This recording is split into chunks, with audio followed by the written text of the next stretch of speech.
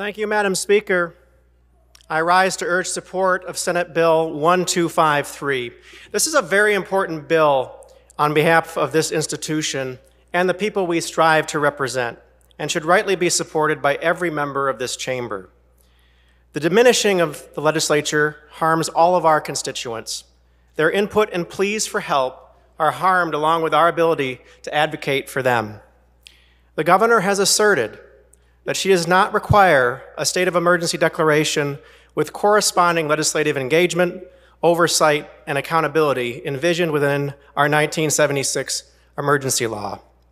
She has said instead that within the Public Health Code, she retains unilateral, indefinite, ongoing statewide emergency authority, including the provision of restrictions shutting down specific economic activities, and up to and including the reinstatement of orders forcing people to stay in their homes.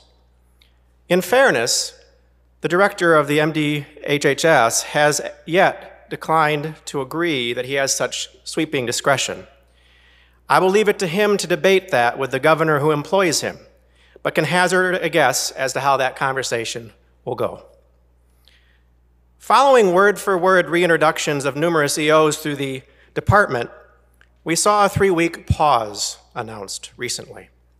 The reason stated was to relieve pressures on our hospital systems. A worthy goal, certainly, and one I support, and already saw people in my district responding to before they were told to. When asked about specific metrics these same people could track, our constituents, as economic activities were shut down and movement restricted, none were given. We will check the numbers. There'll be an announcement soon. Restrictions in California announced there, my judgment on those aside, were based at least upon a fixed percentage of ICU capacity by geographic region. Quite a sensible concept given that they and we were looking to help hospitals. If a region met a certain percentage and maintained, the restrictions went away or never happened in the first place. If things elevated, restrictions went into place. Here in Michigan, the response remains open-ended and vague.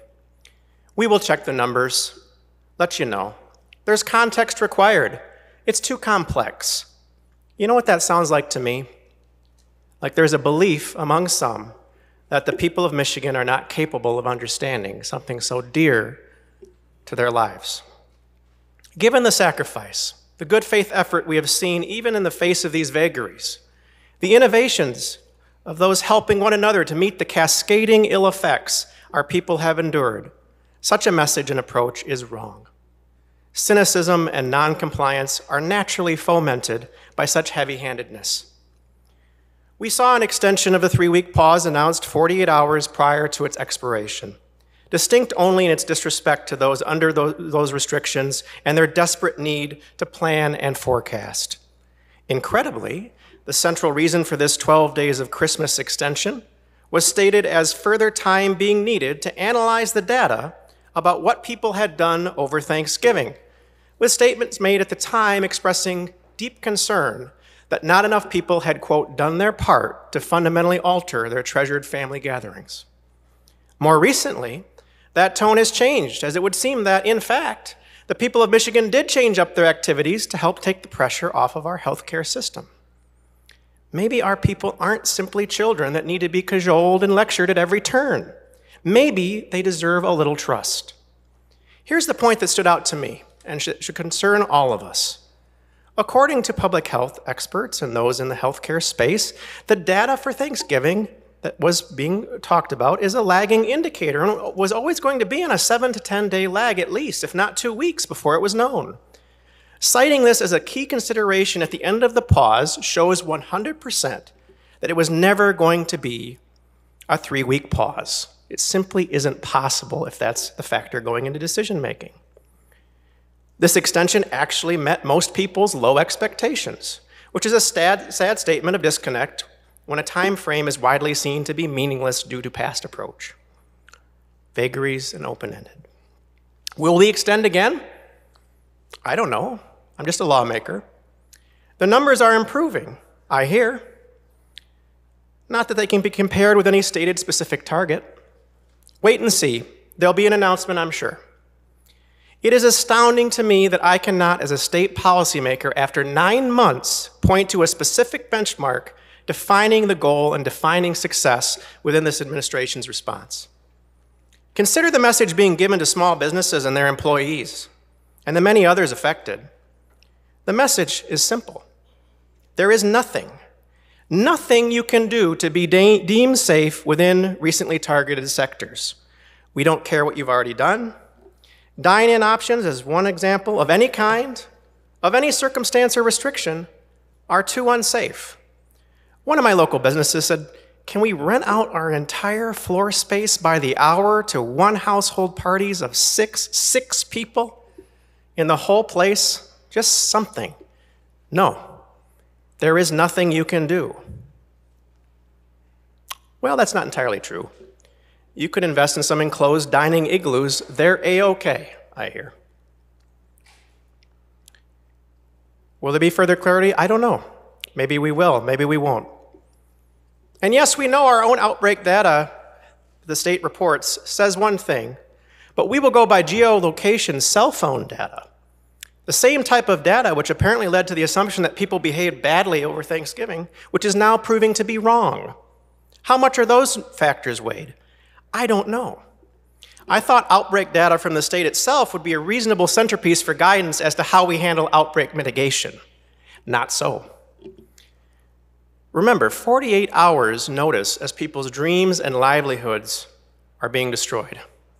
No path to compliance, and a broken, fraud-riddled UIA system not providing support for employees and their families months into this. To my mind, there are two basic requirements of a government restricting its people: meaningful relief or a path to compliance. Not for these sectors and not for these people is the message. Too unsafe, no path, no hope. There'll be another announcement soon. And what about these announcements? We are seeing what are billed as public health updates. Updates desperate people are tuning into for critical information cheapened by political attacks and rhetoric. What a missed opportunity to promote unity. Many have told me they don't even bother to tune in now. How does this repeated behavior help achieve public health objectives and compliance?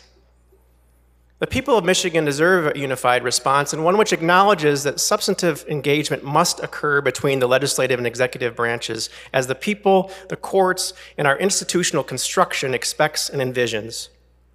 What would my input be under this bill? What it was in April and many times since. The basic courtesy to our people of transparency in goals, benchmarks, and stated metrics within any further decision-making. A reasonable method for those affected by mitigation strategies to be heard and their input actually considered. What, why, for how long, based upon what, and what comes next, clearly defined. The basic courtesy of engagement on short and long-term statutory COVID responses, rather than simply outlining and justifying decisions that have already been made. In short, a response which treats the people of Michigan as informed adults, rather than passive actors and spectators, always waiting for the next announcement. Trusting the people enough to shine a light on the mechanics of decision-making. That is exactly the kind of input I would have as a lawmaker when considering the extension of DHHS emergency orders under the bill, just as it was in the spring in an earlier debate. From the beginning of this pandemic, the people of Michigan have been put through a process of vagaries and open-ended stress, denied hope, critical engagement, and any measure of certainty. We as lawmakers have had a diminished voice on their behalf. They deserve a unified response with accountability. Those who know me know I take no pleasure in a speech like this. Yet I am compelled by the frustration and misery facing so many who are crying out. The victims of COVID itself, certainly, who need our continued support. I know many, including some who've passed away. And I reject those who would diminish the severity of the situation, as many of you know. And I'm getting my vaccine. You can care and have concerns about how we're doing this. It's not a binary choice. And So too, there are the other victims. We have the victims of COVID itself and the victims of our state's COVID response strategies. And they are out there too, and they're tens of thousands, and they need our support, and they deserve a voice. Yes, a collaborative approach of shared responsibility and authority is harder, it's more complex than going it alone indefinitely. It's also absolutely the right thing to do. I urge a yes vote on Senate Bill 1253. Thank you, Madam Speaker.